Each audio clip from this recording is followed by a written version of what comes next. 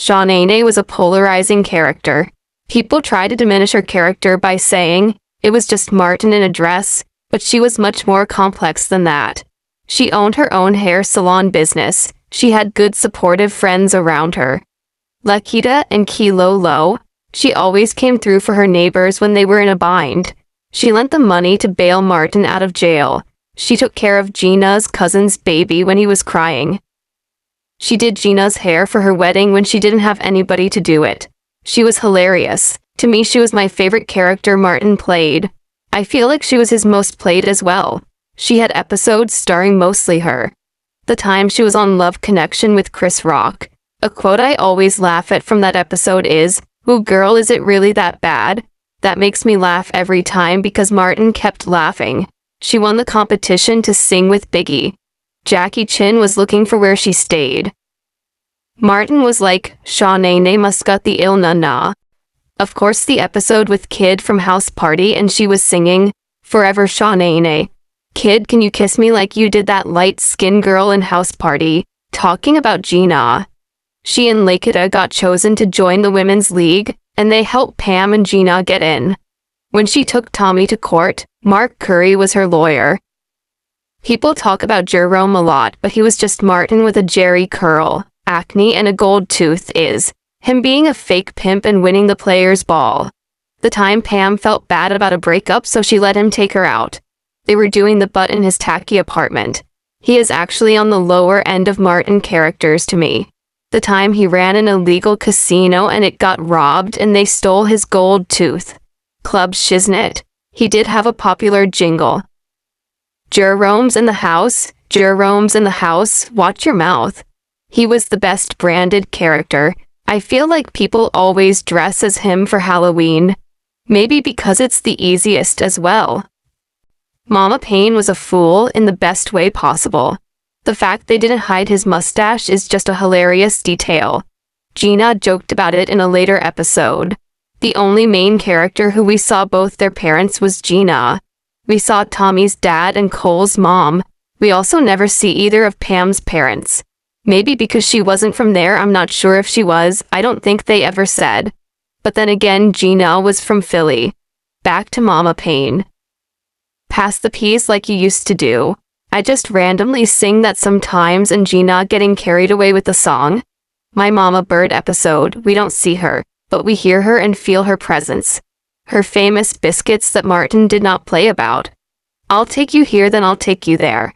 A line she said to Gina when she thought she was trying to kill Martin for the insurance money. The time she was getting scammed by Pam's cousin, Reverend Leon Lonnie Love in church. That scene was hilarious. Martin running up and down the aisle, playing the piano and biting off wood. Mama Payne used to call Gina everything in the book, apple head and muscle butt, even had the bird calling her names. It's so funny that neither of the women characters that he played liked Gina. Otis was an old cop with a belly that beat people up. Him and Miss Jerry had a lil thing. The Miss Jerry line that always cracks me up. When Martin reluctantly gave her his sandwich and she smelled it and then stomped on it and said, "Tuna.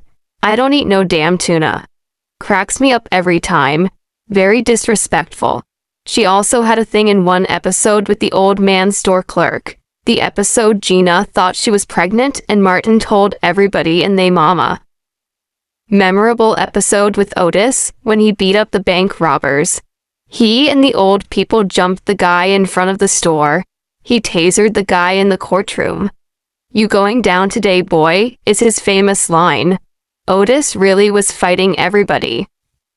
Dragonfly Jones is probably my second favorite Martin character just based on being funny. This is really where Martin was able to show off his physical comedy without saying anything. I was laughing so hard the other day when he and Kenji were fighting in front of the bank. I was crying, laughing. I feel like his fight scenes are always random at the beginning of the show. He just be getting beat up and doing random stuff. Silence is his most notable word. I guess he was missing teeth because he was always getting beat up by his assistant. That little detail is so hilarious because why is he the lead when he can't fight? Dragonfly Jones is a master class in physical comedy. Truly an art the way he did that so perfectly. Yes, and Roscoe was a little bad, snotty-nosed kid.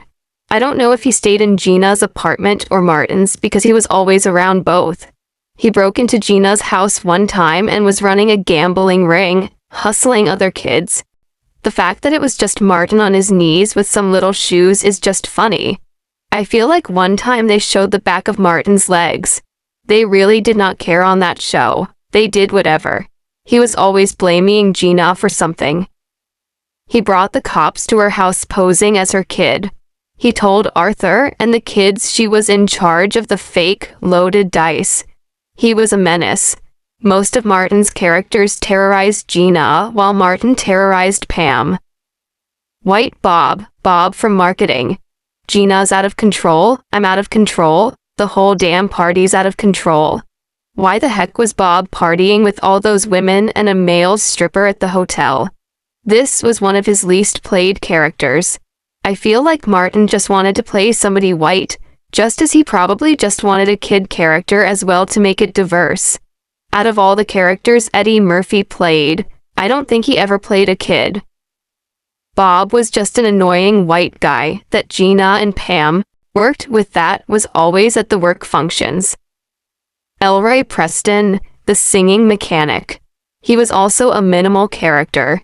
He just always wanted to sing and have Gina and Pam be his backup, a mechanic that had dreams of being a musician.